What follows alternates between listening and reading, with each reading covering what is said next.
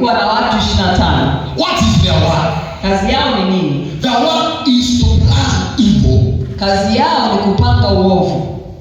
Their work is to plan wickedness. Kazi yao ni kupanga uovu. These men were so wicked. Watu hao walikuwa waovu sana. And we have the names of the three leaders. Na tuna majina ya viongozi watatu. All stayed at the gate. Ambao waliketi katika lango. If God gives us time, kama Mungu atatupa nafasi, one of these days, siku mojawapo kati ya hizi, we will see what the gates mean. Tutaona malango yanamaanisha nini. Because gates are so crucial.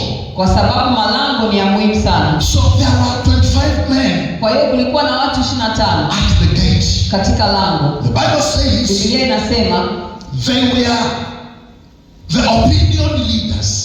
Walikuwa wanasema wale viongozi wao. There were men who were giving advice. Kulikuwa na watu ambao wanatoa ushauri. And one of the advices they gave, na ushauri mmoja wao waliotoa, is that the time for you to build a house is not yet. Ushauri mmoja wao waliosema ni kwamba muda wa kujenga nyumba bado haujafika. So their work was to cause delay. Kazi yao ilikuwa ni kusababisha kuchelewa. I want you to know, nataka utambue, that life is spiritual. Maisha ni ya kiroho. Before you face that problem, kabla hujakabiliana na before you encounter that challenge, kabla hujakutana na hiyo changamoto, I want you to know, nataka utambue that challenge, kwamba hiyo changamoto, before it comes, kabla haijaja, there are spiritual entities, kuna vitu vya kiroho that plan, ambavyo vinapanga. they plan evil, vinapanga uovu against God's people, kinyume na watu wa Mungu. Before it happens in the physical, kabla haijatokea kimwili, it is first in the spirit realm. Kwanza inatokea katika ulimwengu wa roho. And so when you overcome in the spirit, kwa hiyo unaposhinda katika roho, it is not going to manifest. Haitatokea.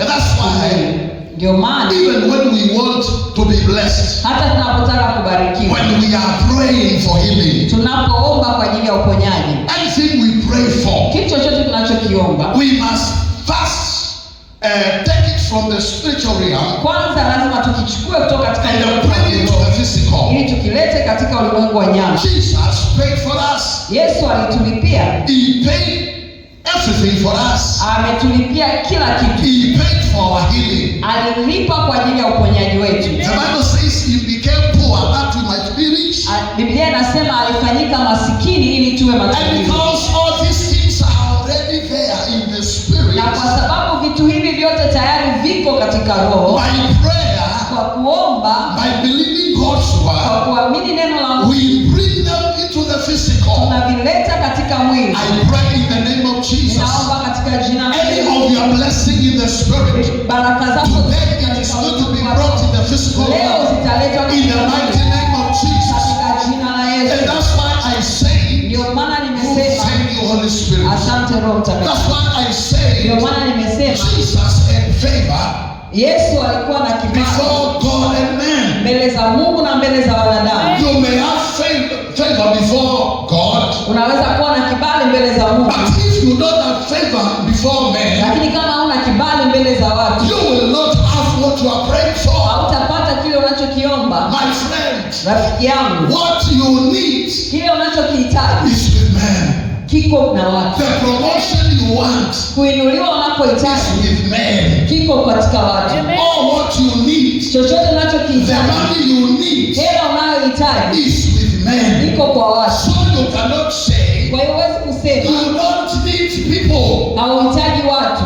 You can't say you don't need people. Huwezi kusema kwamba unahitaji watu, Because if God comes to bless you, kwa sababu kama Mungu atakuja He kukubariki, will use people. atawatumia watu. God will use doctors. Mungu atawatumia madaktari. God will use people Mungu atawatumia to watu meet your need. kukutana na You mahitaji yako. cannot say I need God only. Huwezi kusema namhitaji Mungu peke yake. It's okay. Ni sawa, But God will use people lakini Mungu atawatumia bless watu you. kukubariki He will wewe. use people Atawatumia to watu lift you. kukuinua. So I pray Kwa hiyo in the ninaomba name of Jesus katika Christ, jina la Yesu, as we find favor before God, kama mnapopata kibali we mbele will